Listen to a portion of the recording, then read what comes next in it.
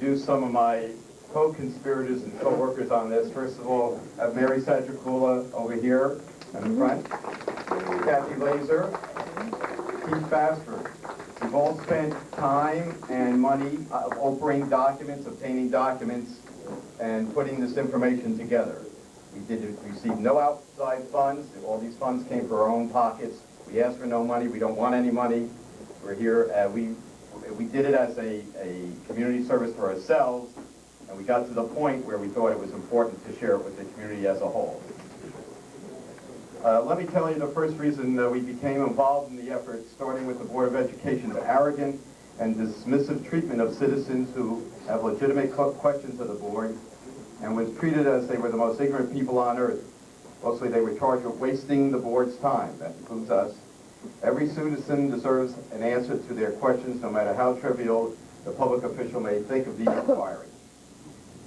They are conducting the people's business, and the people have a right to know.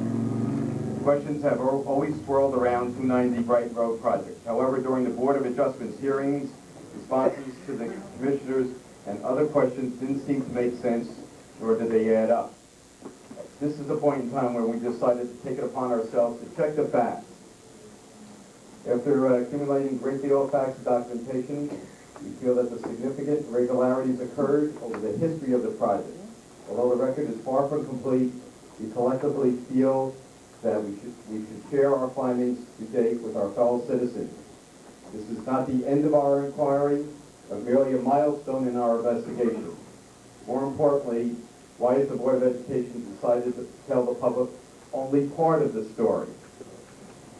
I will tell you that up front, our inquiry today has raised more questions than we have answers. My name is Jim Daly. I'm a lifelong citizen of Clifton, and in case everybody always asks, this is part of the political question. It's kind of like, I do have a child in the system, so, you know, some places you have nothing at stake. I do have a child in the system. All right, this presentation here is, the subtitle kind of says it all. It's what the Board of Education has not told you and the information they have not made public. All right, some of the facts, okay? When this appeared on the ballot, there was no DEP approval. There was no review and recommendation by the planning board. And then we have a question: how did the architect issue an opinion stating that the site is suitable for a school activities when it's located in an industrial zone and required a use variance? What you were not told before the referendum, and if anybody says they were told, please stand up, I would like to know this. Okay? You were not told about the need for a truck easement. You were not told for the need for a use variance to get approved by the Board of Adjustment. You were not told that environmental testing was not conducted on the site. You were not told that there was no planning board review. I don't think you were told that the long-range facilities plan that included not only 290, but a proposal for an 1,850 student new junior high school, plus a grade restructuring. Now, as an example, the walkways plans for Clifton High School were prepared in 2003, but were not presented to the voters until 2007. Was this a calculated tactic by some of the BOE to lead the public to believe the demand for new schools was greater than the actual need? If so, who directed this strategy? We'll go on to some more environmental things. The board attorney said that there was a approval. What they got approval was to basically cap a particular site of contamination in the back of the building.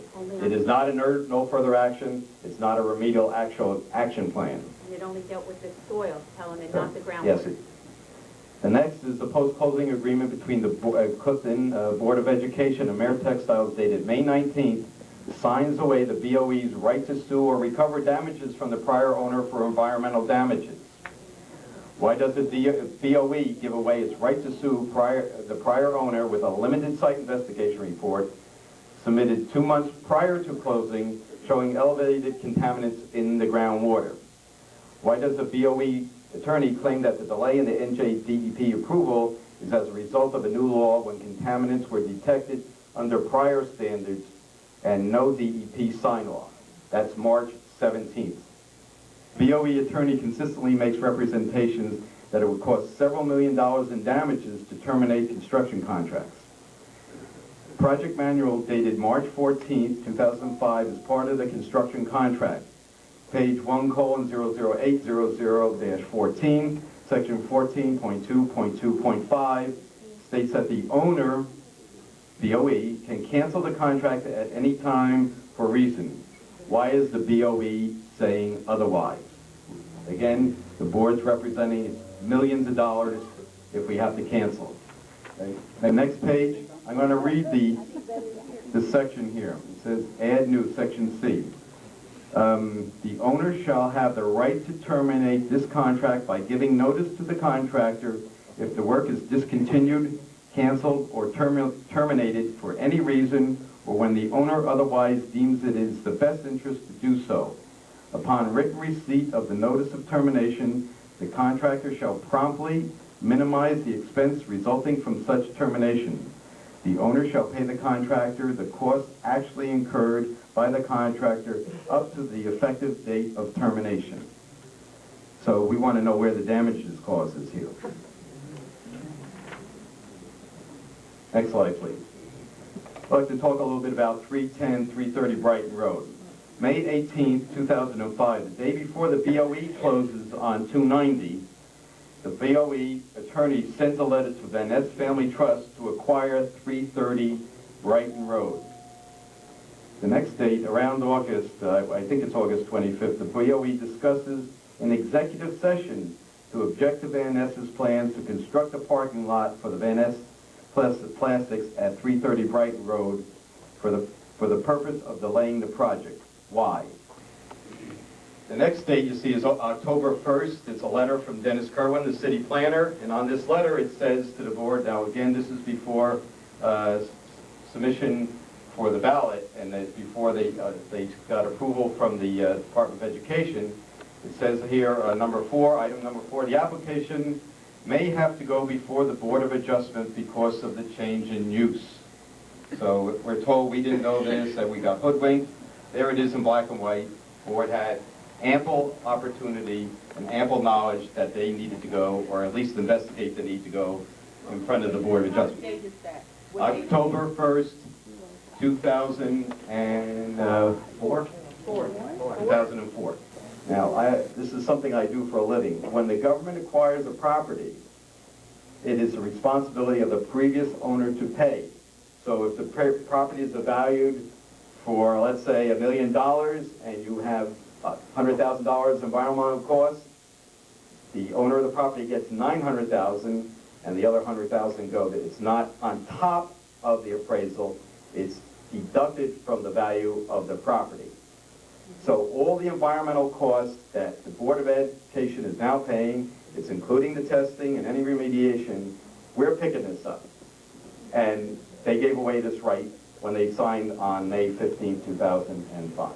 How much of this project was discussed in DOE executive sessions? What were the specific issues discussed in executive session? Where are all the authorizing resolutions? The resolution comes out when it's convenient, and then there's no resolution when they don't want to say anything about it, when they don't want the public to know anything. Who in the BOE directed the project? Who in the BOE gave the orders to the architect, attorney, and other professionals and staff involved in the project? We would like to know who gave the orders on this project. The last slide, who's at fault? It's our opinion that the BOE professionals and possibly staff for not following or circumventing rules. We also blame the BOE commissioners for not paying attention, not asking questions, not following up. Who's minding the store? We also blame the New Jersey Department of Education for neglecting to review applications with scrutiny and diligence that they have been charged with. DOE failure to provide, to verify information, questions, and question inconsistency.